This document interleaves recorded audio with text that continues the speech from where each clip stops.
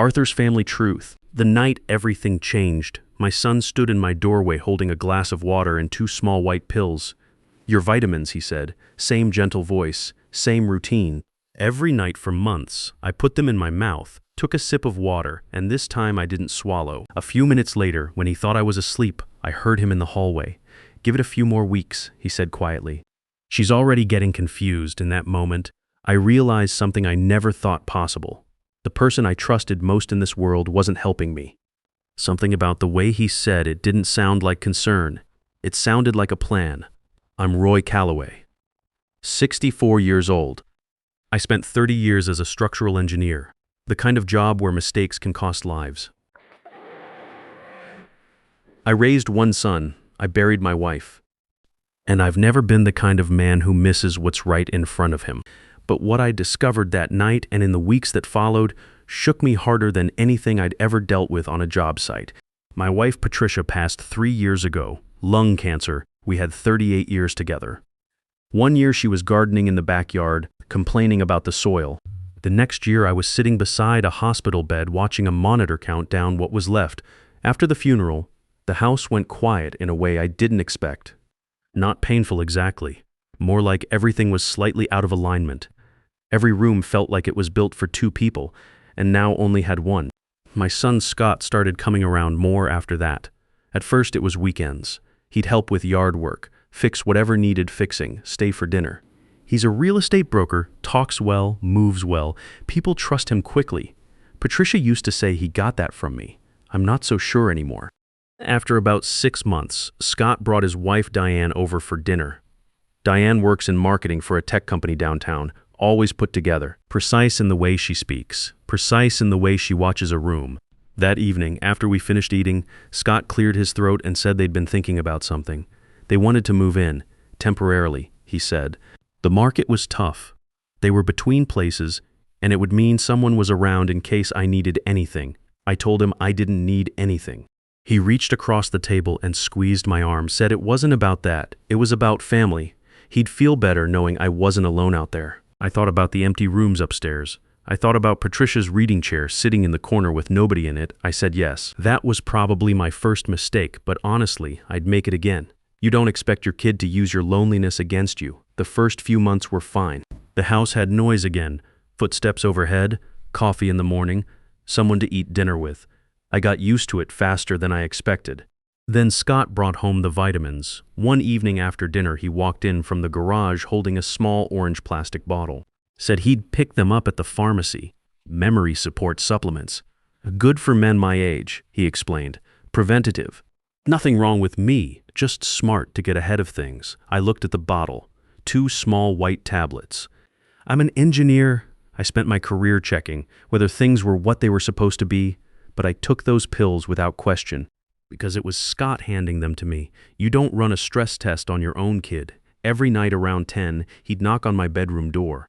Vitamin time, Dad, 2 pills, glass of water. I'd swallow them and he'd say goodnight. It became routine fast, the way things do when you're living with someone. About 6 weeks in, I started feeling off. I'd walk into a room and forget what I'd gone in there for. I'd repeat myself on the phone with my buddy Larry Stanton and not catch it until Larry gently mentioned it later. I left the stove on twice. Once I lost my keys and found them in the refrigerator. Not a great day. Scott started noticing. Gently, always gently. Dad, you already told me that story. You left the stove on again. You seemed a little out of it at breakfast. And Diane had this small notebook. I'd see her writing in it occasionally. I figured it was work stuff. She always had something going on with campaigns, deadlines, whatever. Didn't think much about it. At the time, I was telling myself the same thing they seemed to be suggesting. Maybe this was just what getting older felt like. Maybe the mind starts slipping a little. Maybe I was becoming the kind of guy who needed looking after. I was 64. I'd built bridges. I'd managed 40-person crews on multi-million-dollar projects, and I was starting to believe my own son's story about me. That's the part that's hardest to explain to people. It's not that I was naive. It's that the story was being told by someone I had no reason to question. When someone you've trusted your whole life tells you something is wrong with you, you start to believe it. Especially when you're tired every morning and foggy every afternoon and can't quite remember why. The night I held those pills under my tongue instead of swallowing them, I still didn't have a plan. I just had a feeling. The kind of feeling you get on a job site when something looks right, but the numbers don't add up. I heard Scott walk back down the hallway. I waited until the house was quiet. Then I heard his voice from the living room, low, steady, like he was reporting in. "He's already getting confused," Scott said. "Give it a few more weeks." I didn't move, didn't breathe too loud, just lay there in the dark listening. Diane's voice came next, quieter but still clear enough through the old walls of the house. "Did he take them tonight?" Scott answered without hesitating. "Yeah." A short pause. Then Diane said something that tightened my whole chest. "Good, because the lawyer said we need at least a few more weeks of documentation." Scott's voice was calm, practical, the same voice he used to close real estate deals. "It's already working." I stayed flat on my back, staring at the ceiling. My hands were loose at my sides, but my mind was running hard. Lawyer, documentation. Already working. 3 words that didn't belong in any conversation a son should be having about his father. Then Diane spoke again, lower this time. "And the evaluation, you think the doctor will confirm the decline?" "If we keep building the record, yes," Scott said. "We just need more examples. More incidents." A pause. Then, once the doctor puts it in writing, the guardianship petition moves forward. Guardianship, I knew that word.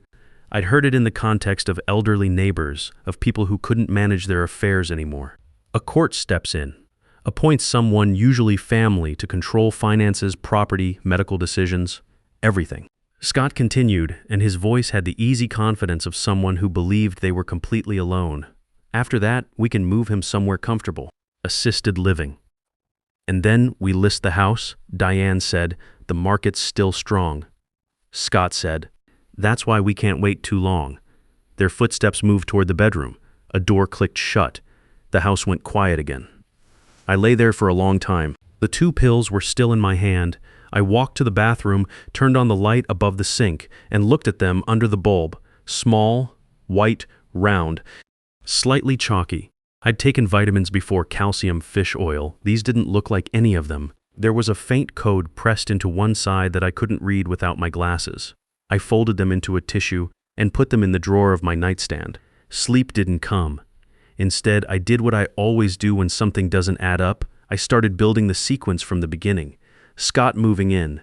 Diane's notebook. The gentle observations about my memory. The doctor appointment Scott had already scheduled, the one he'd mentioned twice that week, like it was nothing. The way Diane looked almost satisfied when I repeated myself at dinner. They weren't observing my decline, they were manufacturing it. And then they were writing it down. By 6 in the morning, I had my plan. Scott left early for a showing. Diane had a 9 a.m. meeting downtown. I waited until both cars were gone, then I drove to the pharmacy on Meridian, the neighborhood place I'd used for years. Dennis Halverson had been the pharmacist there for as long as I could remember. He knew Patricia. He knew me. I put the 2 pills on the counter and asked him what they were. He picked one up and turned it toward the light. His expression shifted almost immediately, the professional version of a frown, where the face stays mostly still, but the eyes change. "These aren't vitamins, Roy," he said. "What are they?" "Prescription sedative." He set it down carefully. "We use these for patients with severe anxiety, sometimes for late-stage dementia management. Not something you hand out like supplements." I asked what would happen if someone took them every night without a prescription. Dennis didn't hesitate. "Confusion. Fatigue. You'd feel foggy in the mornings, have trouble holding on to short-term memory. In a man your age, the effects would be pretty significant." Every symptom Scott had been pointing out, every incident Diane had been writing in that notebook. I asked Dennis to print whatever information he had on the drug. He did. 2 pages. He also looked at me for a moment before I left and asked if I was okay. I told him I was working on it. He told me I should talk to a lawyer. I was already thinking the same thing. I sat in my car in the pharmacy parking lot and called my nephew Kevin Bradford. Kevin is in his mid-30s, works as a paralegal at a firm in Bellevue. He's sharp and doesn't waste words, which I appreciate. He's also the kind of person who gets angry on your behalf without making it about himself. He answered on the second ring. I told him I needed to meet. He asked if I was safe. I said yes. He said, "Come over." We sat in his garage. He's always got some project going, half-assembled engine on a workbench, and I told him everything. He listened straight through without interrupting. When I finished, he leaned back against the workbench and said 2 words. Elder abuse. He walked me through it plainly. Giving someone prescription medication without their consent is a serious legal issue on its own. But if Scott was also building documentation to support a guardianship petition, that was fraud. He was manufacturing evidence to present to a court. Kevin explained what guardianship actually means in practice. If a judge rules you're incompetent to manage your own affairs, the court assigns a guardian. That person controls your bank accounts, your property, your medical decisions. Everything you spent a lifetime building gets handed to someone else to manage. My house is worth $780,000 in my retirement account. Patricia and I paid off that house together. We painted every room, replaced the roof twice, built the deck out back with our own hands one summer. Scott knew every number. I had a feeling the paperwork to prove it was already upstairs in his desk. Kevin gave me a small digital voice recorder before I left. Told me to keep it in my pocket and not to confront Scott directly. Not yet. He also said he wanted me to meet his boss, an elder law attorney named Paul Sutton. I drove home. Scott's car still wasn't in the driveway. I went upstairs. The blue folder was in the second drawer of Scott's desk. Property valuation report. My address across the top. Estimated market value, $780,000. Behind it, a draft listing agreement, unsigned, but fully filled out. The seller line was blank. Everything else was ready to go. I found Diane's notebook in the same drawer. Page after page, dates and notes. Roy repeated breakfast question. Roy forgot keys. Roy seemed disoriented after lunch. I flipped toward the back. 2 pages from the end, in Diane's neat handwriting. After evaluation needs stronger documentation for guardianship petition. I put everything back exactly where I found it. Walked downstairs, made coffee. They had no idea I'd been awake the whole time. That evening, I sat in my armchair like I always did. News on the TV, coffee going cold on the side table. Just a tired old man winding down. Scott got home around 6. Diane came in about 20 minutes after. They moved through the kitchen, poured drinks, settled into the living room. I kept my eyes on the screen and my right hand loose near my pocket. When the conversation turned, I slid the recorder on. Scott mentioned the doctor appointment, coming up Thursday, said he'd already called ahead and given Dr. Brian Nolan a full picture of my memory issues. Diane asked whether the evaluation would be detailed enough for what they needed. Scott said it depended on how the appointment went, but he was confident. He'd been thorough. Then Diane asked the question she always came back to. What's the place worth again? Scott said, $780,000 Tret. She was quiet for a second.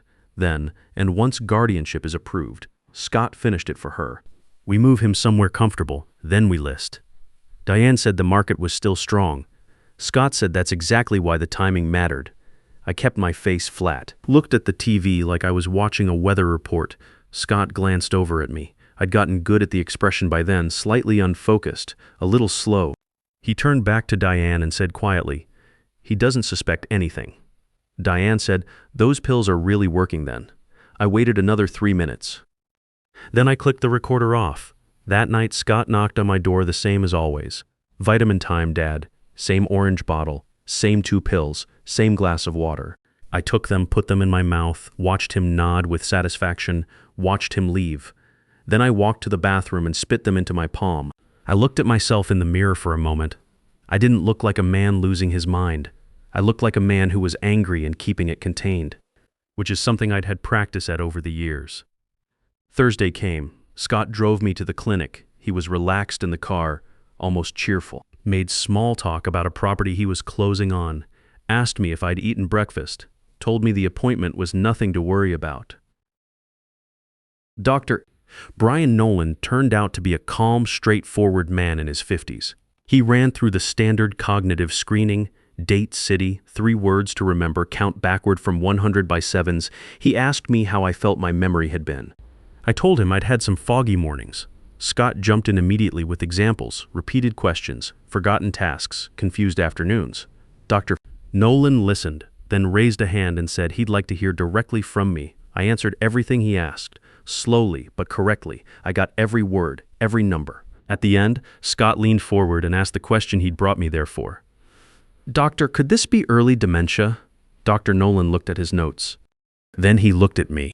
Based on what I'm seeing today, I don't find clear evidence of significant cognitive impairment. He said he wanted a follow-up in a few months, but that stress, disrupted sleep, and medication changes could all produce the kind of symptoms Scott had described. Scott's jaw tightened, just slightly. Most people wouldn't have noticed. The drive home was quiet. When we got back, Diane was waiting at the kitchen table. Scott told her the doctor wanted more time. She said that wasn't what they needed. He said they just needed more documentation.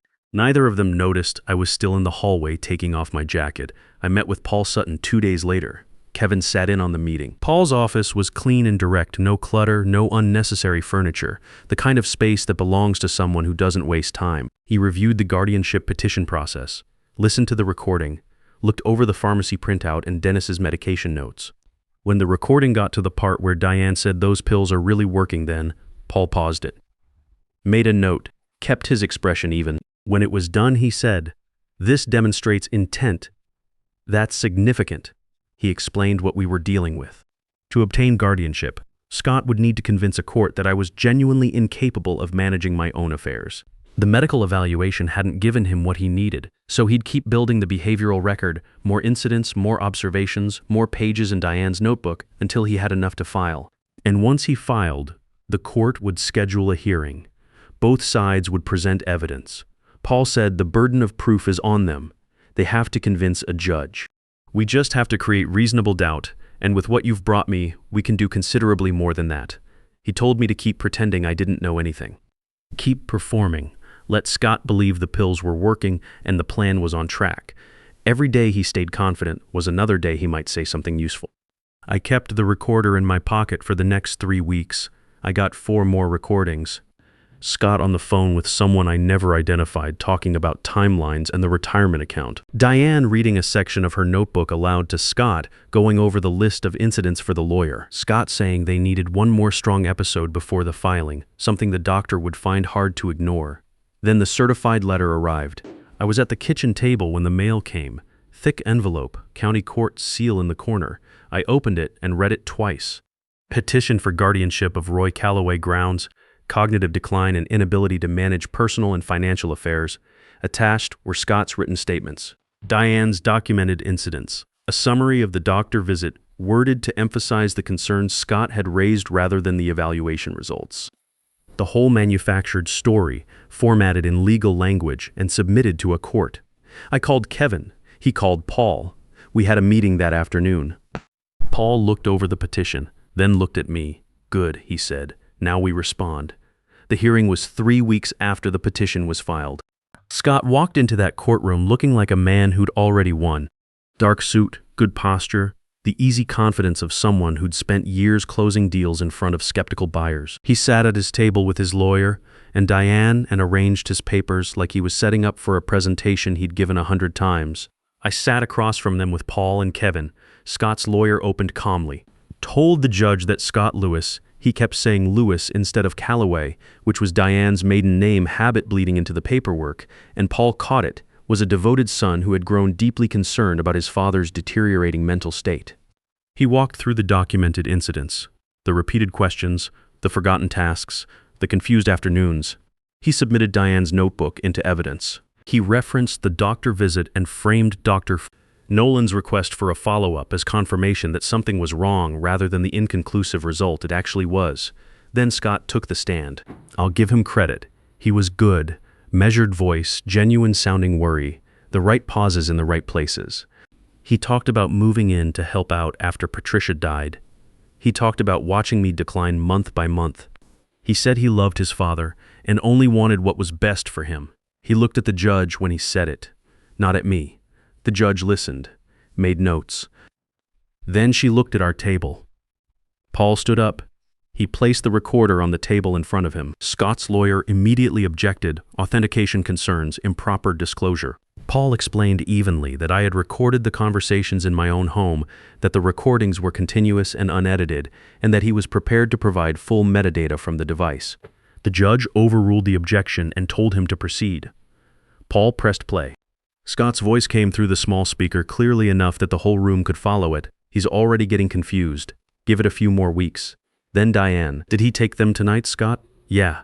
Diane, good, because the lawyer said we need at least a few more weeks of documentation. Scott, it's already working. The room went still.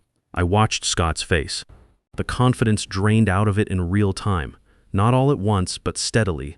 The way pressure leaves a structure when a support gives way. Diane stared at the table. Her hands were flat on the surface in front of her, completely still. Paul let the recording run. Scott's voice again. Once guardianship is approved, we move him somewhere comfortable. Then we list the house. Diane, those pills are really working then. When Paul stopped the playback, nobody spoke for a few seconds.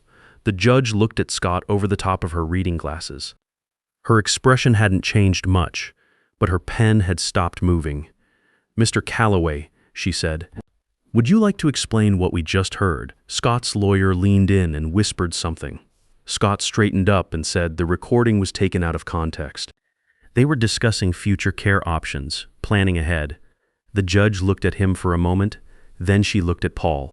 Paul set the pharmacy documents on the clerk's desk, Dennis Halverson's printed medication identification, the drug name, the classification, the standard uses, the clear statement that this was a prescription sedative, not a supplement, not a vitamin, not anything you hand to someone without a doctor's order. Was your father prescribed this medication? The judge asked Scott directly. Scott said no. Were you aware that administering prescription medication to another person without their consent is a serious legal matter? Scott's lawyer stood and began to object. The judge raised one hand without looking at him. She asked Paul if there were additional recordings. He said yes. He played 2 more. In one, Scott told someone on the phone they needed one more strong episode before filing. In the other, Diane read from her notebook while Scott listened, and they discussed which incidents would carry the most weight with a judge. By the time the second recording ended, Diane had her eyes closed. Scott was staring at a fixed point on the table in front of him.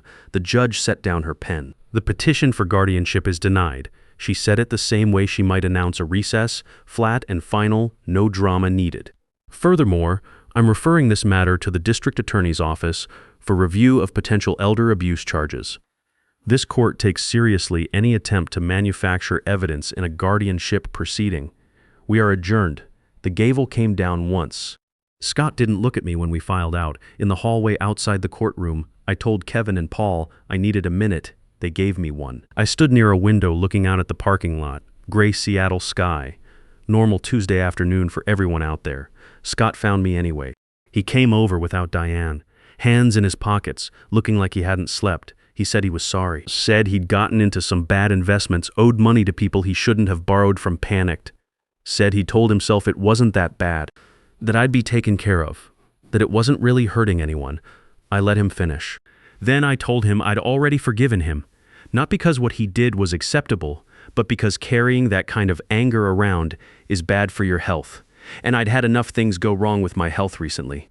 But I also told him that forgiveness and trust are 2 different things, and that he and Diane needed to be out of my house within 48 hours. He nodded, didn't argue.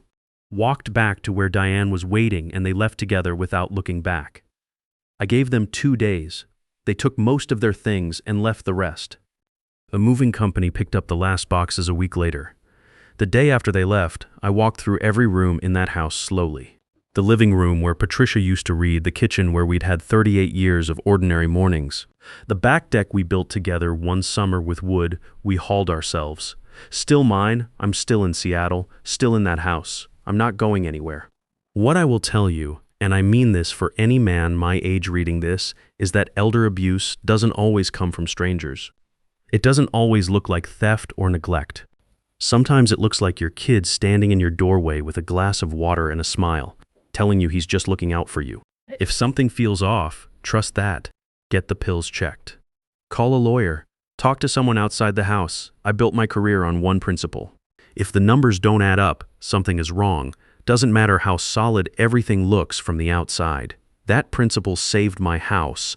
It might have saved my life. They counted on me being too old to fight back. That was the only calculation they got wrong. The most dangerous person in your life isn't the stranger who wants what you have. It's the one who already knows exactly what it's worth.